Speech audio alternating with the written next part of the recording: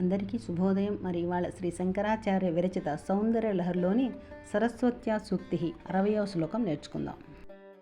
ఓం శ్రీమాత్రే నమః.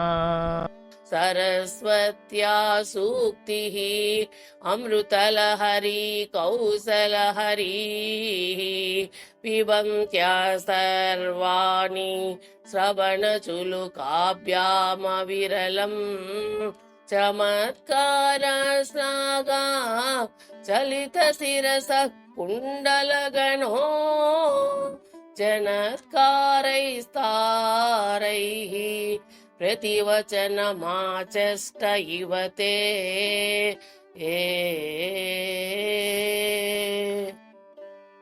సరస్వత్యా సూక్తి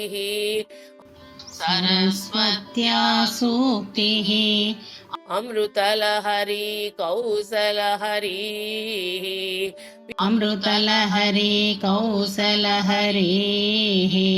పిబంత్యా సర్వాణి శ్రవణచులుకాభ్యామవిరలం చమత్కార శ్లాఘా చలిత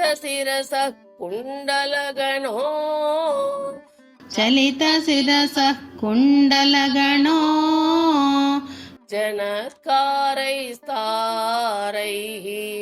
జనత్కారైస్తారైః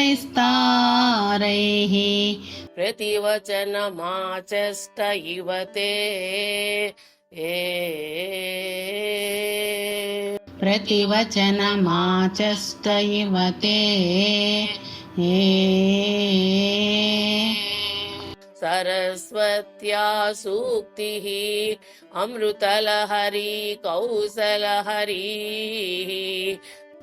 సరస్వత్యా సూక్తి అమృతలహరి కౌసలహరి పిబంత్యా సర్వాణి శ్రవణచులుకాభ్యామవిరలం పిబంత్యా సర్వాణి శ్రవణచులుకాభ్యామవిరలం చమత్కార శ్లాఘా చలిత శిరస కుండలగణో చమత్కార శ్లాఘా చలిత శిరస కుండలగణో జనత్కారైస్తారైః ప్రతివచనమాచష్ట ఇవ తే.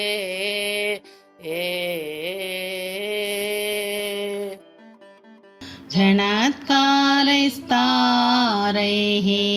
ప్రతివచనమాచష్ట ఇవ తే. సరస్వత్యా సూక్తి అమృతలహరి కౌసలహరి పిబంత్యా సర్వాణి శ్రవణచులుకాభ్యామవిరలం చమత్కార శ్లాఘా చలిత శిరస కుండలగణో జనత్కారైస్తారైః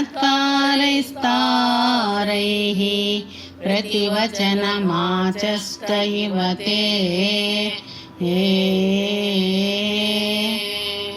పార్వతి, అమృత ప్రవాహపు సౌభాగ్యాన్ని, తీయదనాన్ని, ఇంపును హరించేవైనా నీ మధుర వచనాలను చెవులనే దోషులతో నిరంతరం హెచ్చరికతో గ్రోలుచున్నదై చమత్కారాలను శ్లాఘించటంలో కదలిక చెందిన శిరస్సు కలదైన సరస్వతీదేవి చెవులలో అలంకరించిన పైడి రతనాల మేలి సొమ్ముల మొత్తం నీ అమృత సూక్తులను మెచ్చుకునేట్లు ఆమె శిరస్సు కదలికలతో జనత్కారాలతో ప్రతివచనమిస్తున్నట్లున్నది. అనగా నీ మధుర వచనాలను ఆలకిస్తున్న సరస్వతీదేవి శిరస్సును ఊపుటలో ఆమె కర్ణాభరణాలు ఝంఝాటంగా చిరుసవ్వడి చేయుచూ మధురముగా వినిపిస్తున్నది.